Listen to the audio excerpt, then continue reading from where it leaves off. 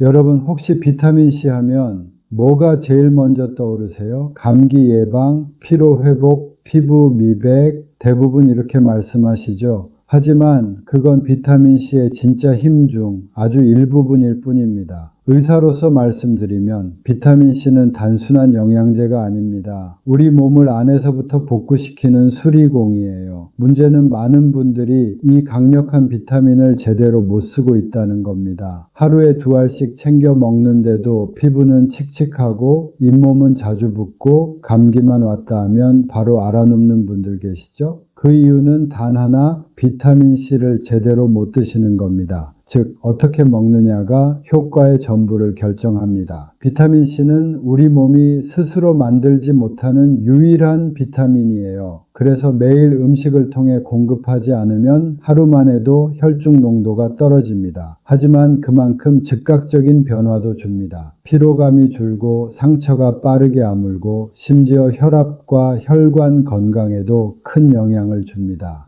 선생님, 영양제 챙겨 먹는데 왜 이렇게 피곤할까요? 비타민C를 매일 먹는데 효과가 없는 것 같아요. 그럴 때마다 저는 이렇게 말씀드립니다. 비타민C는 양보다 타이밍이 중요합니다. 언제 어떤 음식과 어떤 형태로 먹느냐에 따라 흡수율이 3배까지 차이 납니다. 오늘은 여러분께 비타민C를 단순히 감기 예방제가 아니라 몸 전체를 살리는 에너지로 활용하는 법을 알려드리겠습니다. 본격적으로 들어가기 전에 한 가지 질문 드릴게요. 여러분은 비타민C를 언제 드시나요? 아침 공복인가요? 식후인가요? 혹은 피곤할 때만 챙기시나요? 댓글로 남겨주세요. 그리고 시작 전에 좋아요 먼저 꾹 눌러주시고요. 가족들과 주변 지인들에게 널리 공유해 주세요.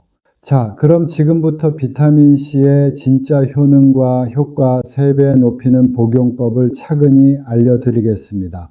먼저 비타민C가 얼마나 대단한지 알려드릴게요.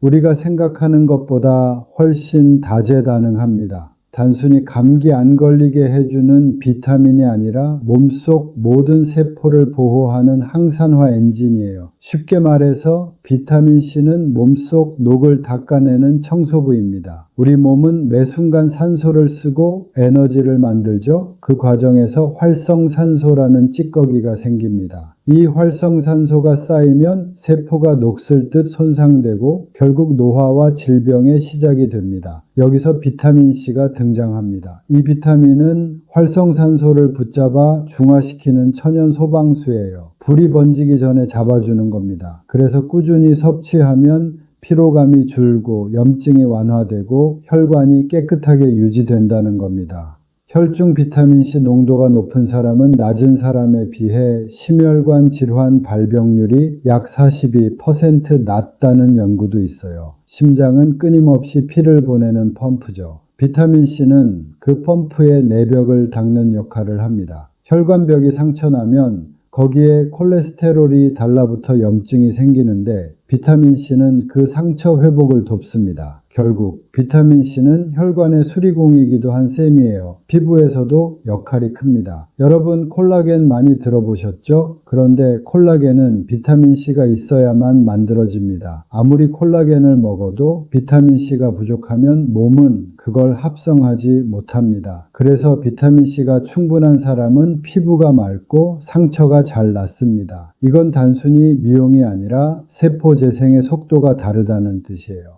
또 하나, 뇌와 신경에도 비타민C는 필수입니다. 우리 뇌는 몸 전체 산소의 20%를 씁니다. 그만큼 산화 스트레스가 심하죠. 그래서 비타민C는 뇌에서 활성산소를 제거하고 신경세포를 보호하는 필터로 작용합니다. 특히 노년층의 기억력 저하나 치매 초기에서 비타민C 수치가 낮게 나오는 경우가 많습니다. 즉 꾸준히 섭취하면 단순한 피로 회복이 아니라 두뇌 건강까지 지킬 수 있는 겁니다. 간단히 말하면 피부, 혈관, 면역, 뇌 이 네 군데가 주 무대입니다. 피부에서는 콜라겐 합성을 돕고 혈관에서는 상처를 복구하며 면역세포를 활성화시켜 바이러스에 맞서고 뇌에서는 노화로부터 세포를 보호합니다. 그래서 비타민C는 영양제라기보다 몸 전체를 돌보는 복합 수리 시스템이에요. 이제 한 가지 오해를 짚어볼게요. 많은 분들이 이렇게 말합니다. 비타민C는 물에 녹으니까 먹어도 다 소변으로 나가요. 맞습니다. 일부는 나갑니다. 하지만 혈중 농도가 높아져야 몸의 세포가 재기능을 합니다. 즉 소변으로 나가는 건 남은 양일 뿐이고 그 전에 이미 몸은 필요한 만큼 써버립니다. 그래서 하루 한 번 몰아서 먹는 것보다 나눠서 두세 번 복용하는 게 훨씬 효과적입니다. 이건 뒤에서 자세히 설명드릴 거예요. 여러분, 비타민C는 먹으면 좋다가 아니라 없으면 몸이 망가진다에 더 가깝습니다. 비타민C가 부족하면 처음엔 피로감 정도로만 느껴집니다. 그런데 시간이 조금만 지나면 몸 구석구석에서 이상이 나타나요. 첫 번째 신호는 잇몸에서 시작됩니다. 양치할 때 피가 자주 나거나 잇몸이 붓고 치아 사이가 헐거워지는 느낌이 들죠. 비타민C가 부족하면 콜라겐 합성이 떨어지면서 잇몸을 지탱하는 조직이 약해지는 거예요. 그래서 피가 쉽게 나고 상처가 잘 낫지 않습니다. 두 번째 신호는 멍이 쉽게 생기는 현상입니다. 살짝 부딪혔는데 멍이 오래 가거나 색이 진하게 남아버리는 경험 있으신가요? 비타민C가 부족하면 모세혈관이 약해져서 아주 작은 충격에도 피가 새어나와 멍이 생깁니다. 이건 노화의 자연스러운 현상이 아니라 혈관이 약해졌다는 경고입니다. 세 번째 신호는 상처 회복이 느려지는 것입니다. 작은 상처가 나도 며칠씩 아물지 않고 딱지가 생겼다가 다시 벌어지는 경우가 있죠. 비타민C는 조직 재생에 필요한 단백질을 만드는 핵심 조력자입니다. 그래서 부족하면 상처가 오래가고 피부가 잘 트고 거칠어집니다. 특히 손등이나 팔뚝처럼 자주 노출되는 부위가 거칠어지고 윤기가 사라진다면 그건 피부에 수분이 빠져나간 게 아니라 비타민C가 부족해서 재생이 멈춘 상태일 수 있어요. 또 비타민C는 먹은 음식을 에너지로 바꾸는데 꼭 필요한 보조 엔진이에요. 그래서 아무리 잠을 자도 개운하지 않고 몸이 늘 무겁고 머리가 멍하다면 그건 단순한 수면 부족이 아니라 세포의 연료 효율이 떨어진 상태일 수 있습니다. 특히 50대 이후에는 몸속 비타민C 저장량이 젊을 때의 절반 이하로 줄어들기 때문에 조금만 부족해도 피로가 훨씬 빨리 찾아옵니다. 그리고 많이 느끼시는 면역력 저하와 잦은 감기도 빼놓을 수 없죠. 비타민C는 백혈구를 활성화시켜 바이러스나 세균을 잡는 면역 시스템의 스위치 역할을 합니다. 그래서 조금만 피곤하면 바로 감기 걸리고 한 번 걸리면 잘 낫지 않는다면 그건 단순히 체력이 떨어진 게 아니라 면역세포가 연료를 잃은 상태입니다. 실제로 감기약보다 비타민C를 꾸준히 먹는 게 면역 방어력에는 훨씬 도움이 됩니다.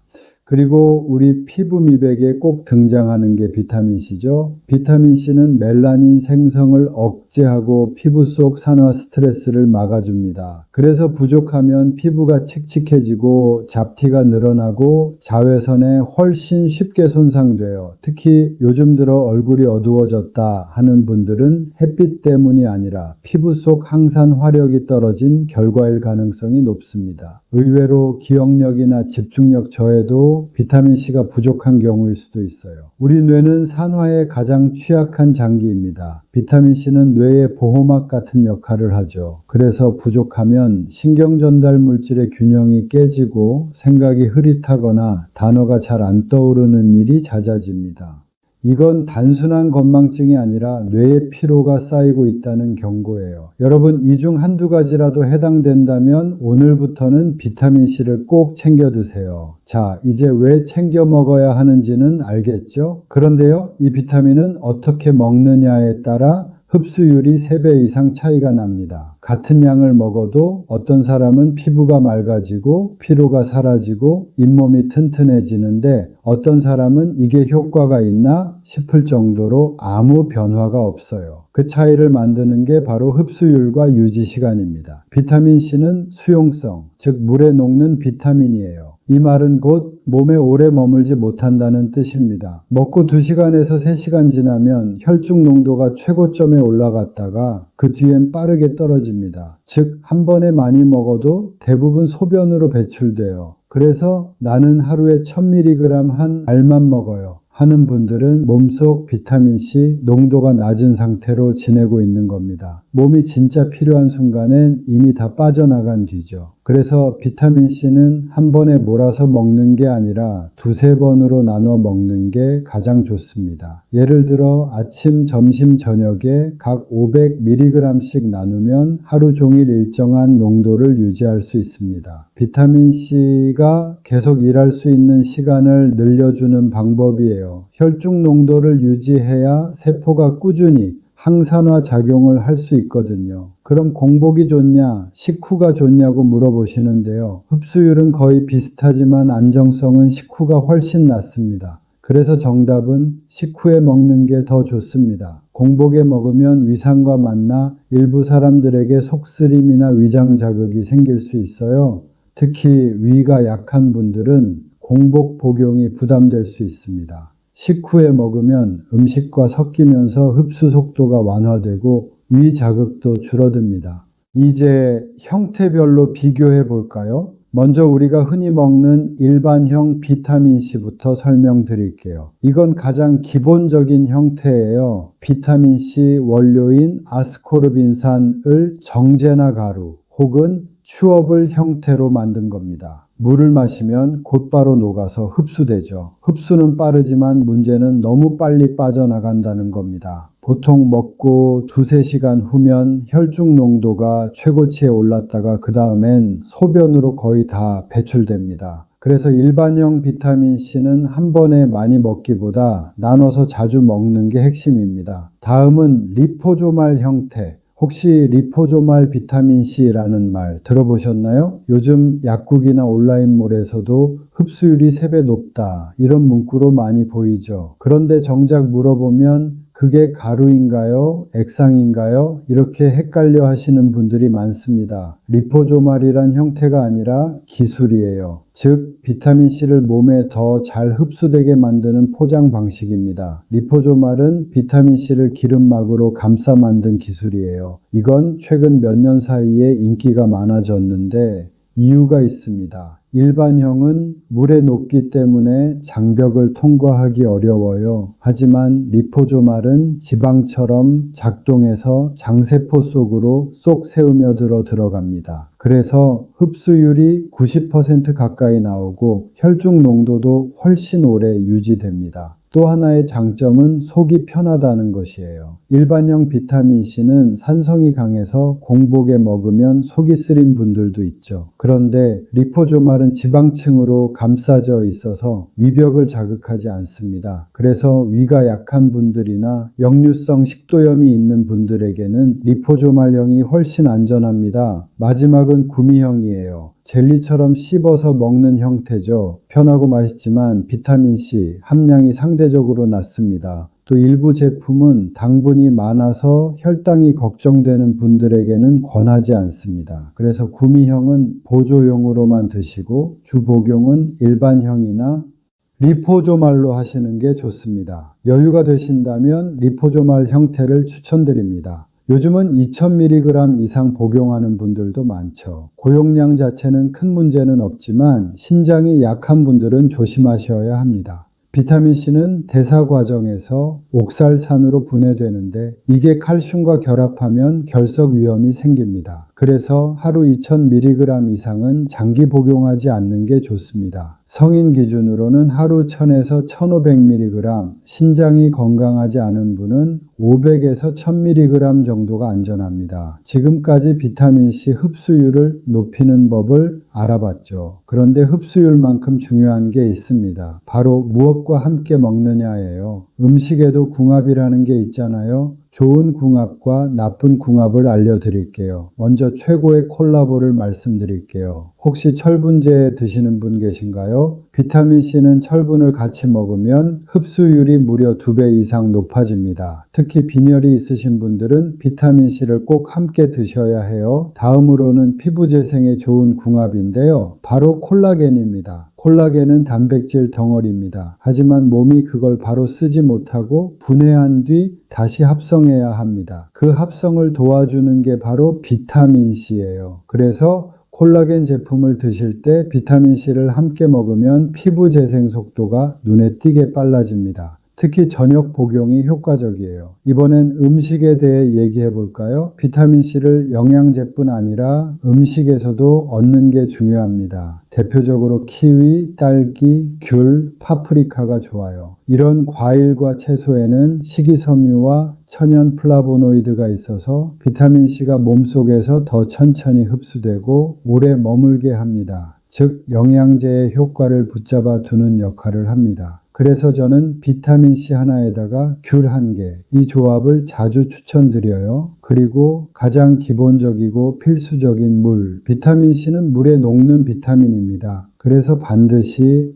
충분한 물과 함께 드셔야 합니다. 물 없이 삼키면 흡수율이 떨어질 뿐 아니라 위에 자극이 갈 수도 있어요. 특히 리포조말 비타민C를 먹을 땐 미지근한 물 1컵이 가장 좋습니다. 이제 반대로 함께 먹으면 손해보는 조합을 알려드릴게요. 비타민C, 복용 후 커피를 바로 마시면 어떻게 될까요? 카페인이 신장을 자극해 비타민C를 빨리 배출시킵니다. 즉 몸에 들어오자마자 빠져나가는 거예요. 적어도 비타민C 복용 후 1시간은 커피를 피하세요. 커피, 녹차, 홍차 모두 해당됩니다. 아침에 영양제 먹자마자 커피 1잔 마시는 습관, 오늘부터 끊는 게 좋아요. 또 탄산음료와 인스턴트 음식도 마찬가지입니다. 탄산음료 속 인공 첨가물과 인스턴트 음식의 나트륨은 체내 산화 스트레스를 늘립니다. 비타민C는 그 산화 스트레스를 잡느라 흡수되자마자 다 소모돼 버려요. 청소부를 불러놓고 청소 중에 다시 쓰레기를 쏟아붓는 셈이죠. 가능하면 비타민C 복용 전후 1~2시간은 가공식품과 탄산을 피하세요. 그리고 너무 당연한 거지만 술과 흡연은 비타민C의 최대 적입니다. 술을 마시면 간에서 비타민C가 대량으로 소모되고 흡연은 한 개비당 25mg 이상을 파괴합니다. 그래서 흡연자나 음주가 잦다면 일반인보다 비타민C를 최소 2배 이상 보충해야 합니다. 그리고 아까 말씀드렸던 칼슘, 비타민C가 칼슘과 만나면 결석 위험이 생긴다고 했죠? 칼슘 보충제를 함께 복용 중이라면 시간을 2시간 이상 띄워서 드세요. 이 작은 습관 하나가 신장 건강을 지켜줍니다. 여러분, 비타민C는 단독으로도 훌륭하지만 궁합을 맞춰야 진짜 힘을 냅니다. 철분과 만나면 피를 만들고, 콜라겐과 만나면 피부를 만들고, 물과 만나면 흡수를 높이고, 커피와 만나면 사라집니다. 결국 비타민C는 언제 무엇과 함께 하느냐에 모든 게 달려있는 영양제예요. 자, 지금까지 비타민C의 역할과 흡수법을 배웠죠.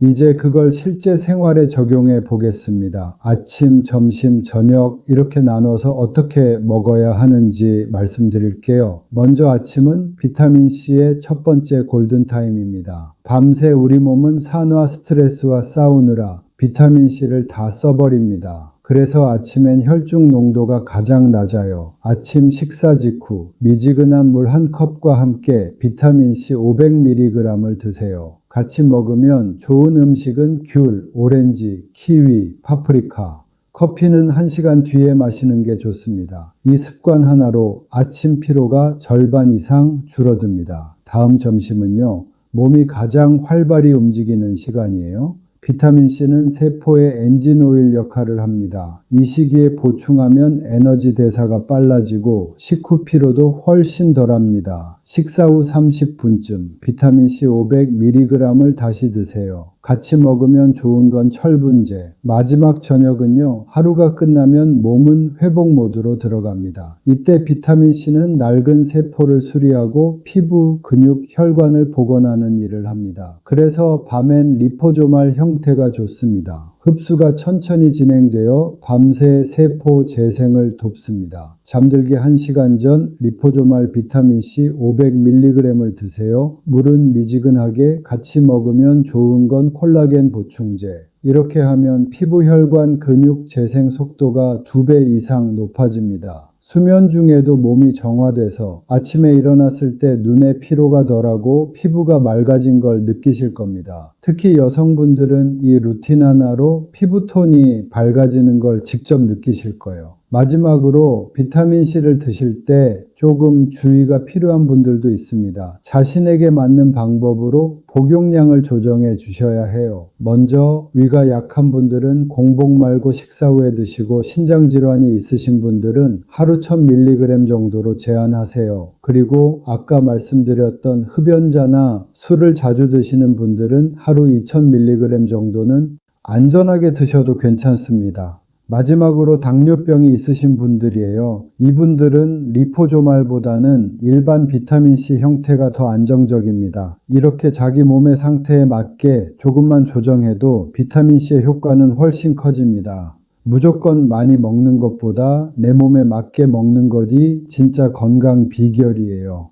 여러분, 오늘 비타민C 이야기를 들으시면서 조금 놀라신 분도 계실 거예요. 그동안은 단순히 감기 예방제 정도로만 생각하셨을 수도 있지만 비타민C는 그보다 훨씬 깊은 일을 합니다. 우리 몸의 모든 세포가 제 역할을 하도록 돕는 조율자이자 피로와 염증을 막아주는 보이지 않는 보호막이에요. 이 작은 영양소 하나가 혈관을 지키고 피부를 살리고 심지어 마음의 안정까지 도와준다는 사실 참 신기하지 않나요? 비타민C는 단순한 약이 아닙니다. 하루를 새롭게 시작하게 해주는 몸의 리셋 버튼 같은 존재예요. 아침에는 활력을 주고 점심에는 피로를 풀고 밤에는 세포를 회복시킵니다. 이 3번의 리듬을 꾸준히 지켜보세요. 3일이면 몸이 가벼워지고 일주일이면 얼굴빛이 맑아지고 한 달이면 피로가 줄어듭니다. 그게 바로 비타민C의 진짜 힘이에요. 그리고 꼭 기억하셨으면 합니다. 건강은 한 번의 큰 변화가 아니라 작은 실천의 반복에서 만들어집니다. 아침에 미지근한 물 1컵과 비타민C, 점심 식사 후 철분과 함께한 알, 잠들기 전 콜라겐과 리포조말 한 알, 이렇게만 해도 충분합니다. 그 작은 루틴이 당신의 세포를, 혈관을, 피부를 하루하루 새롭게 만들어 줄 거예요. 혹시 오늘 영상이 도움이 되셨다면 좋아요와 구독으로 응원해 주세요. 그리고 댓글로 여러분만의 비타민C 루틴도 공유해 주시면 좋겠습니다. 누군가에게는 그 댓글 한 줄이 건강을 지키는 시작이 될 수도 있으니까요. 지금까지 여러분의 건강을 지키는 내과 전문의 박상민이었습니다. 감사합니다.